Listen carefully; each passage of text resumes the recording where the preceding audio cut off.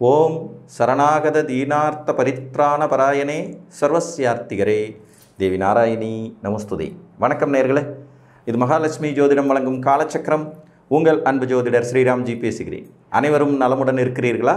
நன்றாகத்தான் இருப்பீர்கள், நன்றாக இருக்க வேண்டும். இன்றைய காணொளியில் நாம் காண இருப்பது உபயோகம் இல்லா யோகங்கள். இதுதான் தலைப்பு. நிறைய ஜாதகங்களில் கண்ணுக்கு தெரிந்து நிறைய யோகங்கள் இருக்கும். கஜகேசரி யோகம், மகாபாக்கிய யோகம், குருச்சந்திர யோகம், ருச்சக யோகம், சச யோகம், பத்ர யோகம், மாளவிகா யோகம் நிறையா இருக்கும். ஜாதகர்கிட்ட நம்ம பேசும்போது பார்த்திங்கன்னா, சார் நிறைய யோகங்கள் என் ஜாதகத்தில் இருக்குதுன்னு சொன்னாங்க, ஆனால் ஒன்றும் பெருசாக லைஃப்பில் சாதிக்கவே முடியல, ஒரு சராசரி வாழ்க்கையை வாழ்கிறதுக்கே கடுமையான போராட்டங்களை சந்திக்க வேண்டியதாக இருக்குது. அப்போ ஜோதிடமே பொய்யா, இல்லை இந்த யோகங்கள் எல்லாம் இல்லையா, ஏன் இவைகள் பெரிதாக எனக்கு வேலை செய்யலை அப்படின்னு கேட்பாங்க. யோகங்கள் முதல்ல வேலை செய்யறதுக்கு ஜாதகத்தின் அடிப்படை தகுதி சிறப்பாக இருக்கணும். இது ரொம்ப முக்கியம். லக்னாதிபதிங்கிறவர் பெருசாக கெட்டு போகாமல் இருக்கணும். மிடில் ஏஜில் வர்ற யோகங்களாக இருந்தால் ராசி அதிபதி நல்லா இருக்கணும். இந்த யோகங்கள் யோக பங்கம் ஏற்படாமல் இருக்கணும். நிறைய ஜாதகர்கள் பார்த்திங்கன்னா யோகத்தை மட்டுமே பூத கண்ணாடி வச்சு பார்த்துருவாங்க, ஆனால் அது யோக பங்கமாக இருக்குங்கிறத கண்டுக்காமல் விட்டுடுவாங்க. இந்த யோகம் எப்படியெல்லாம் பங்கமானால் இந்த யோகங்கள் உபயோகம் இல்லாமல் போயிடும் அப்படிங்கிறத நம்ம பார்க்கலாம். பொதுவாகவே ஜாதகத்தில் துர்ஸ்தானங்கள் அப்படின்னு சொல்லக்கூடிய 6, 8, 12ஆம் வீடுகளோடு இந்த யோகம் ஏதாவது ஒரு வகையில் தொடர்பு கொண்டாலே முதல்ல யோக பங்கமாகும். இந்த வீட்டின் அதிபதிகள் இவர்களோடு சம்பந்தப்படுறது, இந்த வீட்டு அதிபதிகள் இவர்களை பார்ப்பது, இந்த வீட்டின் அதிபதிகள் வீடுகளில் யோகங்கள் உருவாகிறது. இந்த 3 நிலைகள்லையுமே யோக பங்கம் அப்படிங்கிறது ஏற்படுறதுக்கான வாய்ப்பு நிச்சயமாக இருக்கும். இப்போ ஒரு உதாரணமாக ஒரு தனுசு லக்ன ஜாதகத்தை எடுத்துக்குவோம். இந்த தனுசு லக்ன ஜாதகத்திற்கு குருச்சந்திர யோகம் 10ஆம் இடமான கன்னியில் ஏற்படுது. இப்போ சந்திரன் 4ல் இருக்கார், திக்பலம் மீனத்தில், தனுசு லக்னம் மீன ராசி. குரு பகவான் 10ஆம் இடத்துல தனித்து உட்காந்து சந்திரனால் பார்க்கப்பட்டுருக்கார். இது குருச்சந்திர யோகம் தான். இது பார்த்திங்கன்னா குரு கடும் பகைவரான புதனோட வீட்லேயும் அதுலேயும் கேந்திரத்துலேயும் போய் உட்காந்துக்கிட்டு சந்திரனால் பார்க்கப்படும் போது இது பேரளவுக்கு யோகம்னு இருக்கும், ஆனால் பிரயோஜனம் இல்லாத யோகமாகவே இருக்கும். புரிஞ்சிச்சுங்களா? யோகம் எங்கே இருக்கிறது? அது தனது நண்பரின் வீட்டில் இருக்கிறதா? நமக்கு சக்தி அளிக்கக்கூடிய நிலையில் இருக்கிறதா? இப்போ நான் சொன்ன அந்த உதாரணத்திலேயே தனுசு லக்னத்துக்குடைய குரு போய் கடும் பகை நிலையில் உட்காந்துறார். அப்போ லக்னாதிபதிங்கிற முறையில் அவர் வலுவிழப்பதும் தவறு.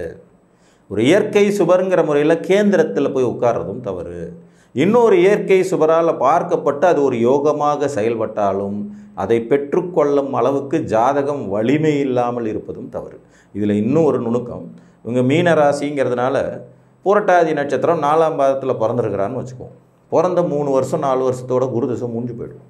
அதுக்கப்புறம் 19 வருஷம் சனி மகா திசை. இந்த தனுசு லக்ன மீன ராசிக்கு எந்த சம்பந்தமும் இல்லாதவராக நடப்பார். அதுக்கடுத்த 17 வருஷம் புதன் மகா திசை, பாதகாதிபதி கேந்திராதிபதிங்கிற முறையில் அவர் நடத்துவார். சனியும் குரு புதனும் சேரும்போதே 35 ஆண்டுகள் கடந்து போயிடும், 36 வருஷம். ஆல்ரெடி 4 வருஷம் குரு திசையில் 40 வயசு ஆகிடும். அப்புறமா பார்த்திங்கன்னா கேது வருவார், அவர் ஒரு 7 வருஷம், 47 வயசு முடிஞ்சிடும். அதுக்கப்புறம் இந்த லக்னத்துக்கும் ராசிக்கும் ஆகாத சுக்கிரன் ஒரு 20 வருஷம் தசை நடத்துவார். அப்போ 67 வயசு முடிஞ்சு தான் சூரிய திசையை ஜாதகருக்கு வரும். இந்த சம்பந்தப்பட்ட யோகத்திற்கான கிரகங்களின் தசைகளே வாழ்க்கையில் நடக்காமல் போயிடுறதும் உபயோகம் இல்லாத யோகத்தை குறிப்பிடுறது தான். நீங்கள் இந்த ஜாதகத்தை அப்படியே விசுவல் பண்ணி பாருங்கள். தனுசு லக்னம், மீன ராசி, புரட்டாதி நட்சத்திரம், 10ல் குரு, 4ல் சந்திரன், தொடர்புகள் நல்லா இருக்குது. இது குருச்சந்திர யோகமாகவும் எடுக்கலாம், கஜகேசரி யோகமாகவும் எடுக்கலாம். ஆனால் இந்த யோகம் பங்கம் ஏற்பட்டு உபயோகம் இல்லாத யோகமாகவே வாழ்நாட்கள். புரிஞ்சிடுச்சுங்களா? தசாபுத்திகளுடைய ஒத்துழைப்பு, லக்னாதிபதியுடைய ஒத்துழைப்பு மிக முக்கியம். அடுத்து தசாநாதன் புத்திநாதனுடைய ஒத்துழைப்பு மிக முக்கியம். அதற்கு அடுத்ததாக பார்த்திங்கன்னா பாதகாதிபதிகள், அட்டமாதிபதி மற்றும் விரையாதிபதி, ருண ரோக சத்ருஸ்தானாதிபதிகளின் தொடர்பும் யோகத்தை பங்கம் செய்துவிடும். இந்த யோகம் பங்கம் ஆயிடுச்சுன்னா அதுக்கப்புறம் அது முழுமையான வலிமையான யோகம்னு எடுத்துக்க முடியாது. இப்போ நம்ம கை வலிமையாக இருக்குது, ஸ்ட்ராங் அப்படின்னு சொல்லலாம். இதே கையை உடச்சி உள்ளுக்குள்ளே போல்ட்டு வச்சுட்டு காயமெல்லாம் எதுவும் தெரியாமல் இருக்கணும். அப்போ அந்த வலிமை இருக்குமான்னு கேட்டிங்கன்னா கண்டிப்பாக இருக்காது. கை மாதிரியே இருக்கும், ஆனால் அது வலிமையான கையாக இருக்காது. அதுதான் சூட்சுமம். யோகம் என்பது மேலோட்டமாக யோகம் மாதிரியே இருக்கும், ஆனால் அது வலிமையாக செயல்படுதா ஜாதகருக்கு, இந்த யோகத்தினால் ஏதாவது பிரயோஜனம் இருக்கான்னு பார்த்தா இல்லாமல் போகும். இந்த மாதிரி ஜாதகத்துக்குள்ளே நுணுக்கமாக நிறைய விஷயங்கள் இருக்கும். இப்போ ஒரு மகர லக்ன ஜாதகம், 4ஆம் இடத்துல செவ்வாய் உச்ச வலிமையோடு இருக்கார். இது ருச்சக யோகம். ருச்சக யோகம் 4ஆம் இடத்துல செவ்வாய் வலுத்திருக்கிறார். அவர் ஒரு பாவக்கோள், கேந்திராதிபத்திய தோஷம், கேந்திரத்துக்கெல்லாம் அவர் அதிபதி ஆகலாம், அதனால் முன்னேற்றம் இருக்கும்னு அந்த கணக்கெல்லாம் எடுத்தாலும் இதே செவ்வாய் இந்த மகர லக்னத்துக்கு பாதகாதிபதியும் கூட. அந்த செவ்வாயோடு உச்ச சூரியன் உட்கார்ந்துட்டுருக்காரு. உச்ச சூரியனும் உட்கார்ந்துட்டுருக்காரு. தனுசில் ஆட்சி பெற்ற குருவும் பார்த்துக்கிட்டு இருக்காரு. அப்போ 8ஆம் அதிபதி 12ஆம் அதிபதி 2 பேரும் இந்த 4ஆம் இடத்தில் வலுப்பெற்ற செவ்வாயோட தொடர்பு கொள்கிறாங்க. இப்போ இதை ருச்சக யோகம் இவருக்கு வேலை செய்யுமான்னு கேட்டால் கண்டிப்பாக வேலை செய்யாது. இந்த அமைப்பு கொண்ட ஒரு ஜாதகர், சார் எங்கே போய் எப்போ இடம் வாங்கினாலும் எனக்கு பெரிய பஞ்சாயத்தாகுது, கவர்மெண்ட்டுனால பிரச்சனை வருது, இல்லைன்னா சொத்து வில்லங்கமாக போயிடுது, அதை வாங்கி கையில் வச்சு அனுபவிக்கவே முடியாமல் போயிடுது, வெறுத்து பார்த்து நான் கடைசியில் என் பேரில் எந்த இடம் வீடு வாங்குறதையே நிறுத்திட்டேன் சார் அப்படின்னு சொல்கிற அளவுக்கு தான் இருக்கும்.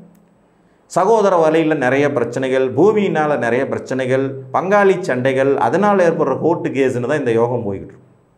உணர்ச்சி வசப்பட்ட நிலையில் நிறைய தவறு இழைத்து விடுகிறேன், என்னால் கோபத்தை கண்ட்ரோல் பண்ணவே முடியல அப்படின்னு ஜாதகர் சொல்கிறார். இது ருச்சக யோகம். ஆனால் 8ஆம் அதிபதி 12ஆம் அதிபதி தொடர்புனால இந்த யோகம் இவருக்கு செயல்படாத, நிலை இல்லாத, எதையும் தர முடியாத யோகமாக போகுது. புரியுதுங்களா? இப்போ யோகம்னு மேலோட்டமாக இருந்தாலும் அங்கே நுணுக்கமாக யோக பங்கம் ஏற்பட்டிருக்கிறதா என்பதையும் கணிக்க வேண்டியது அவசியம். முதல் பாயிண்ட்டு, 6, 8, 12ஆம் அதிபதிகள் தொடர்பு வரக்கூடாது. என்னதான் அவங்க லக்ன சுபர்களாகவே இருந்துட்டாலும் 6, 8, 12ஆம் அதிபதிகள் ஒரு யோகத்தின் தன்மையை குறைக்கிறவங்க தான். வலுவை குறைக்கக்கூடிய விதியை கொடுத்துடுவாங்க. இப்போ ஒரு மீன லக்ன ஜாதகத்திற்கு சூரியனால் கிடைக்கக்கூடிய யோகங்கள் முழுமையாக கிடைச்சிடுமான்னு கேட்டால் கிடைக்காது, ஏன்னா அவர் 6ஆம் அதிபதி. ஒரு மகர லக்ன ஜாதகத்துக்கு புதனால் கிடைக்கக்கூடிய யோகம் முழுமையாக கிடைத்து விடுவான்னு கேட்டால் கிடைக்காது, ஏன்னா அவர் அங்கேயும் 6ஆம் அதிபதி ஆகி தான் பாக்கிய அதிபதியாகவும் வருவார்.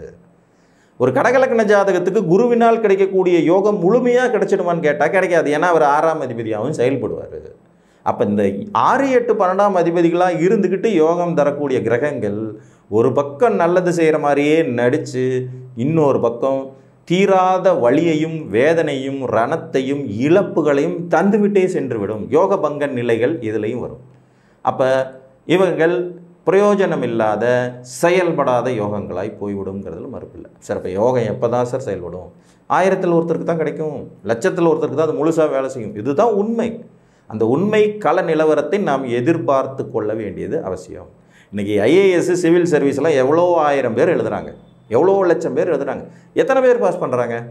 நீட் தேர்வை எத்தனை 1000 பேர் எழுதுகிறாங்க, எத்தனை பேர் டாக்டர் ஆகிடுறாங்க? இந்த நிஜம், இந்த கலை யதார்த்தம் அனைவருக்கும் புரிய வேண்டியது அவசியம். ஸோ யோகங்கள் பல நிலைகளில் செயல்பட இயலாத நிலையிலேயே இருக்கும். கெடுதல் தான் ரொம்ப வேகமாக வந்து சேரும், நன்மைகள் வர்றது மெதுவாக இருக்கும். கெடுதல் புலி மாதிரி வரும், நன்மை ஆமை மாதிரி வரும், மெதுவாக வரும். அது வர்ற அளவுக்கு நமக்கு பொறுமையும் சகிப்புத்தன்மையும் விடாமுயற்சியும் இருக்கணும். இது எல்லா ஜாதகத்துக்கும் கிடைக்கிறதுங்கிறது கொஞ்சம் அபூர்வமான நிலைப்பாடு தான். ஸோ செயல்படாத நிலையில் யோகங்கள் இருக்கிறதா என்பதையும் நாம் அறிந்து கொள்ள வேண்டியது அவசியம் என்று கூறி, மீண்டும் ஒரு காணொளியில் உங்களை சந்திக்கும் வரை உங்களிடமிருந்து அன்புடன் விடைபெற்றுக் கொள்வது உங்கள் அன்பு ஜோதிடர் ஸ்ரீராம்ஜி. நன்றி, வணக்கம்.